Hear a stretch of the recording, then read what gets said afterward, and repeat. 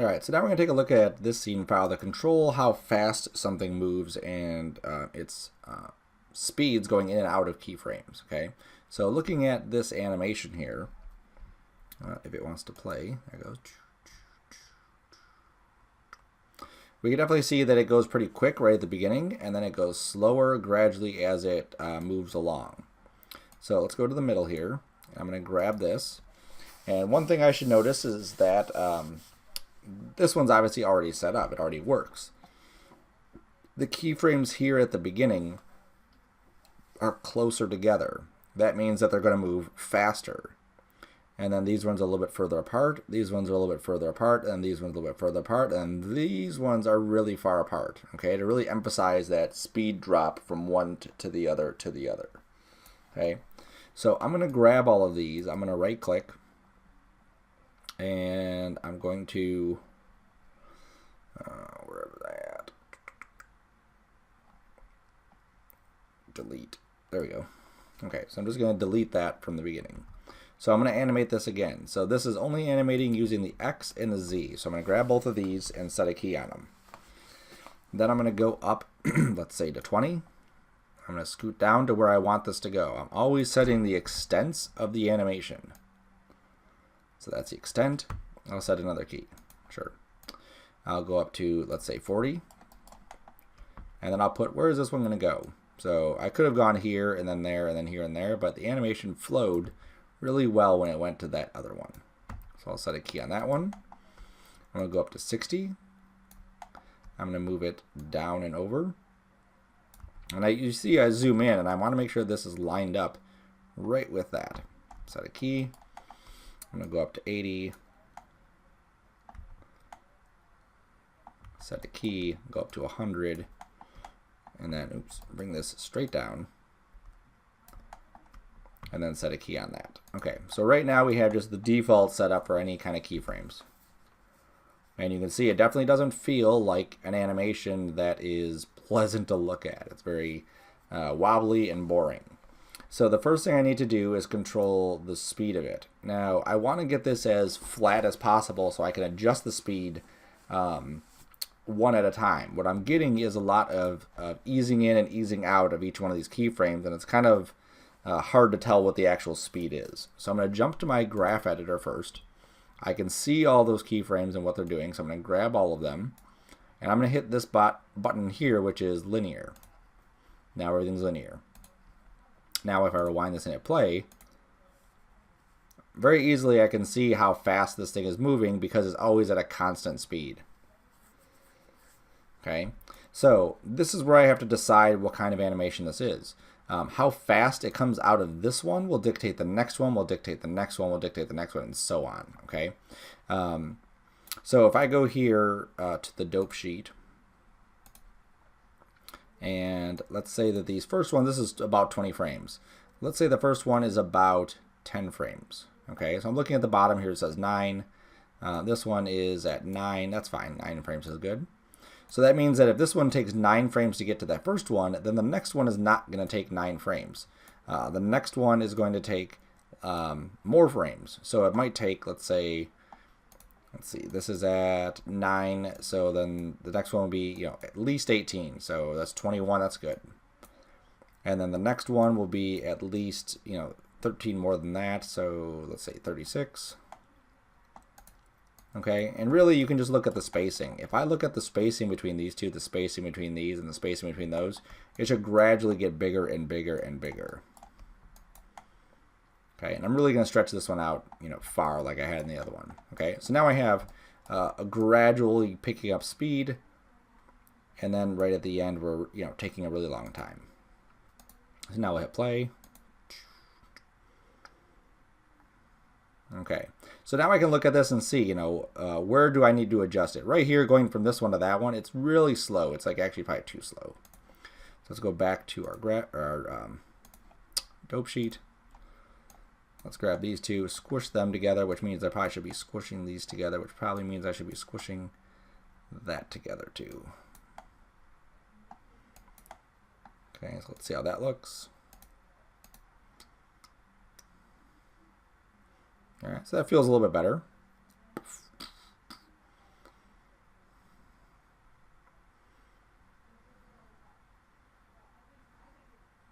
There we go. So now the last thing I want to do is between each one of these is a constant speed. It's always moving at that constant speed. I'm fine with it in the middle because it works really well for how it's going from one spot to the other. But when we get to the end here, I'd really like this to start off at one speed and gradually slow down. It shouldn't be going the same speed throughout the entire time of that.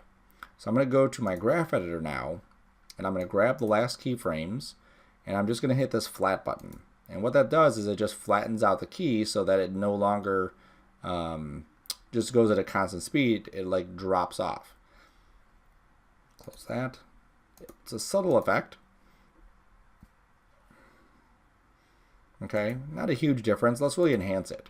So what I need to do is I need to be able to grab this handlebar. And every time I grab these and I want to manually move them, I have to marquee the handle, or the point, marquee the handle, and then use my move tool with the middle mouse and I can drag it. So I never want to go past the point of the keyframe. Okay, so this comes down like this. I never want to do this and have it go past the keyframe and then come back up to it. I could do this as long as this doesn't go past this point. But I would never, dip below it to come back up. But what I want to do is pull this handle out. I really want to stretch out this animation here so it really goes slow. So I'm going to go to curves, and I'm going to say weighted tangents. Okay, you'll see the icon change. And I'm going to go to tangents, free tangent weight. Now what that means is now I can take this handlebar and stretch it out. Okay, I want this to flow nice, so I'm going to have to adjust this handlebar as well. If I grab this and start moving it though, you'll see how it's moving both handlebars on both sides of this, and I don't want that. I just want to move the right side. So I'm going to go up here to break, and this will break the tangents. So now I can grab this one and move it independent of the other one. So now what I'm doing is just kind of lining up how that should flow from one point to the next. So I think this should be a nice little gradual sloping into that last bit. So let's see. Boom, boom, boom, boom. There we go. So now you feel like it has a little bit of speed on it and then comes back in. Now there is a little bit of too much speed, I think. So as it comes from this one into that last one, it actually seems like it picks up speed right here. Okay. If this is going to go slow at the end, it's going to go fast at the beginning. So I may need to jump back to my dope sheet, grab that keyframe, and stretch it out more. And then preview again. There we go. Okay, so I think that's a good way to animate that. Now let's go through the dope sheet and take a look at some of the other, the graph editor, and look at some of the other stuff that is inside it. So just like I said before, you can grab your keyframes, you can use the move tool, and you can move them around. Vertically is the value, so up and down is value. Left and right is your timing. All the graph points will have handlebars on them, so you can grab the handlebars and move them.